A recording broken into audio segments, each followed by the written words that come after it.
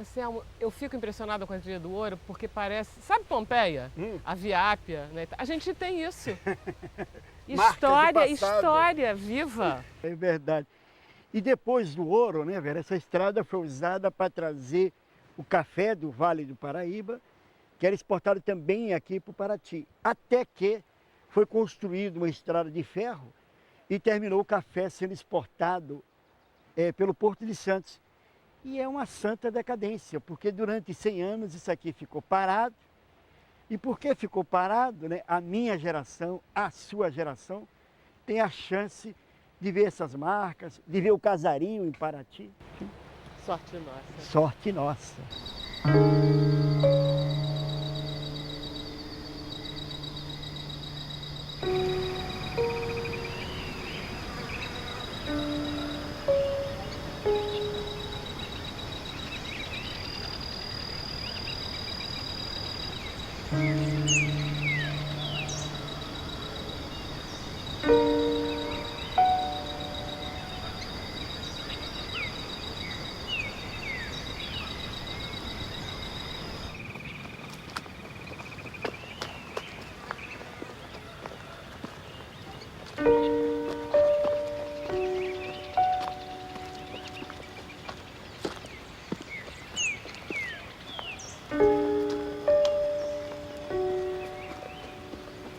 Pedro Urano é cineasta e dirigiu um longa-metragem chamado A Estrada Real da Cachaça.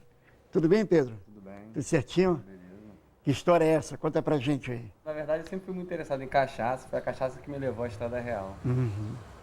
Eu sempre fiquei muito intrigado de como hoje, acho que o grande lugar da cachaça é Minas Gerais, né? No entanto, Minas Gerais nunca teve uma tradição forte da cana-de-açúcar, como tiveram Pernambuco, o próprio Rio de Janeiro e tal. Eu sempre fiquei muito intrigado com isso. Putz, como é que aqueles caras passaram a ter uma cultura da cachaça em pleno sertão, né? E aí, isso que me levou às Estradas Reais, porque eu fui ver que, na verdade, a cachaça subiu com os tropeiros, né, pelas Estradas Reais, primeiro com os bandeirantes, mais tarde com os tropeiros pelas Estradas Reais, ou seja, foi através de Paraty e pelo caminho do ouro, chamado depois, que a cultura da cachaça foi se interiorizando no Brasil. Então foi assim que eu cheguei na Estrada Real e foi assim que nasceu a história do filme.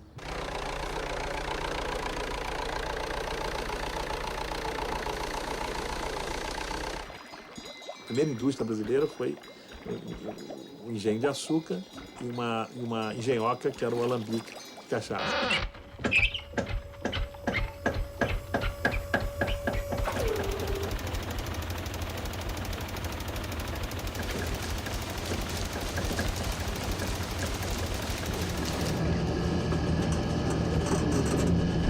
Pensa que cachaça é água, cachaça não é água não. Cachaça vem do alambique, água vem do ribeirão.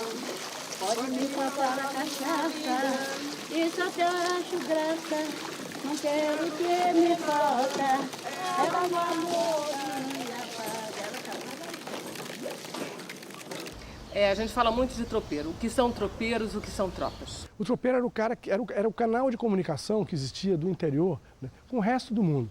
Era ele que levava a carta, que trazia a carta, que levava o tecido que você fazia a sua roupa, que emprestava dinheiro, tudo. Não tinha caminhão, não tinha nada, era a tropa, o lombo do burro, né? E ele era quem vinha do litoral até lá o interior. Entendeu? Então ele era isso, ele era esse link, né, essa ligação entre todo esse povo que estava vivendo nesse interior com o resto do mundo. O que eles carregavam?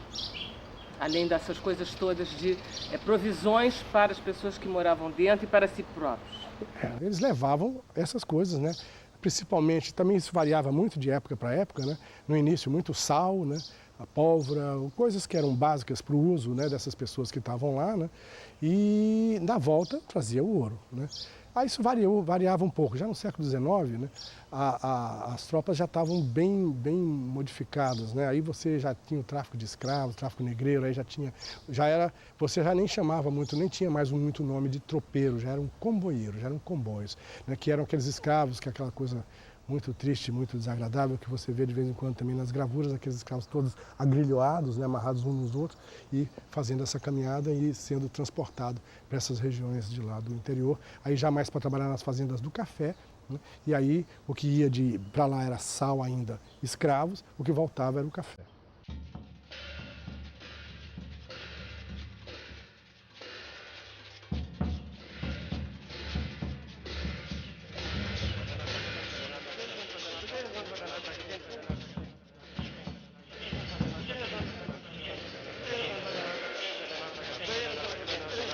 Nesse período também, espertamente, eles já instalam as famosas casas de cobrança de quinto, que é a casa de cobrança de imposto. Tudo que descia tinha que ser parado nesta casa, ser cobrado o quinto e ele descia com o resto. Uma quinta parte já ficava ali, que era o que seria embarcado como imposto para a corte portuguesa. Em Paraty, o primeiro quinto é montado bem no alto da serra, num lugar chamado Tabuão, que hoje pertence à cidade de Cunha, em São Paulo. O segundo foi no Quinto dos Infernos. Conta essa história do Quinto dos Infernos, fala. O Quinto dos Infernos é porque é um lugar escolhido muito especialmente. De um lado ele tem uma grande, chamamos de lagoa, uma água represada, que forma uma lagoa no meio da serra.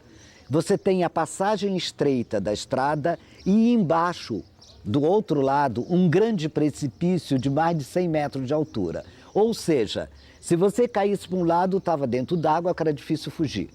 Se você caísse do outro lado, estava perdido, porque não ia sobrar nada. Nem cavalo, nem ouro, nem nada. E a casa do quinto se colocava logo depois disso.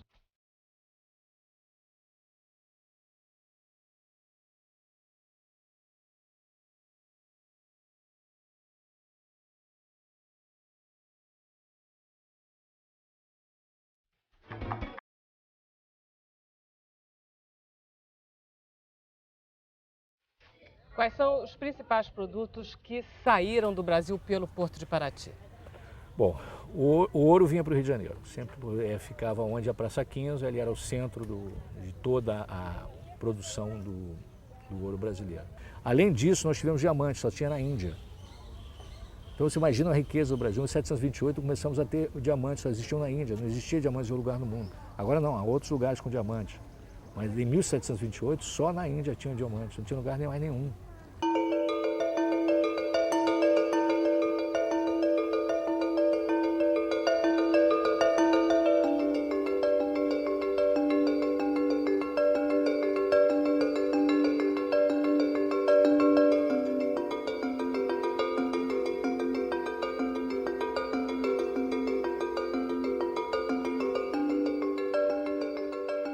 Então, Minas começa a precisar de abastecimento para suas 400 mil pessoas. Então, o Nordeste fornece, o Centro-Sul fornece, e essas estradas começam, então, a ganhar uma vida. Você imaginar, em 1751, mais ou menos, se calculava 1.300 tropeiros, burros, andando na estrada diariamente. Você tem um mundo de negócios que vai se capitalizando, né, graças ao ouro, graças a essas estradas. E Paraty também produz muito gênero. Angra produz muito gênero. Arroz, a cachaça de Paraty. Então, essa produção de pequenos proprietários, de pequenos vendeiros, também vai animar essa economia. Conte um pouco da decadência de Paraty. Pois é, Paraty tem, vamos dizer, esse período áureo, vamos colocar, do caminho do ouro até o final do 18. No 18, quando deveria entrar em decadência, surgiu uma novidade, que é o café plantado no Vale do Paraíba. Então ele começa a descer o caminho da Serra, a Estrada Real, para ser embarcado por Paraty, que era muito mais perto. Só que no final do século XIX, Dom Pedro II manda construir uma estrada de ferro ligando o Rio a São Paulo.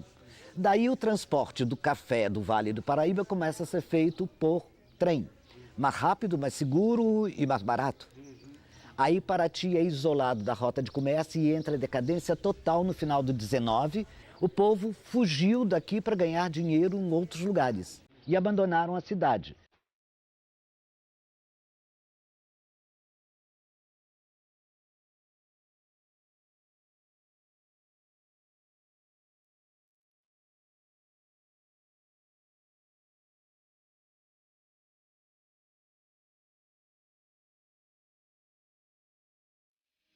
Então a maior parte dos trechos da Estrada Real hoje são BRs, são ferrovias. A Estrada Real, a chamada Estrada Real, né? Ela é o caminho de interiorização do Brasil, né? E até hoje, o eixo mais dinâmico da economia brasileira, ele acompanha o percurso da Estrada Real, né? O Rio, Vale do Paraíba, Paulista, e seguindo até a região das Minas e Minas Gerais, assim, né? O Sudeste é fruto da Estrada Real. Paraty, esse caminho, a mesma coisa. Paraty, ela existiu sempre por causa desse caminho. Ele existiu porque os índios guaianás vinham da aldeia de cima para a aldeia de baixo. Ele existiu porque passava-se por aqui para chegar no ouro. Existiu porque passava-se por aqui para chegar em São Paulo. Quando se criou um outro caminho, entendeu? Esse caminho acabou com o caminho.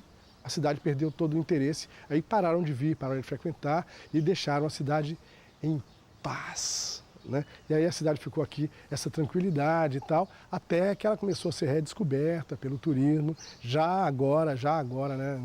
Agora, quer dizer, já no século XX, né? E em meados, mais do que meados, já mais para o final do século XX, né? Na segunda metade do século XX, que com a chegada dos paulistas e tal, não sei o quê, que a cidade voltou a ter um interesse aí já voltado para o turismo.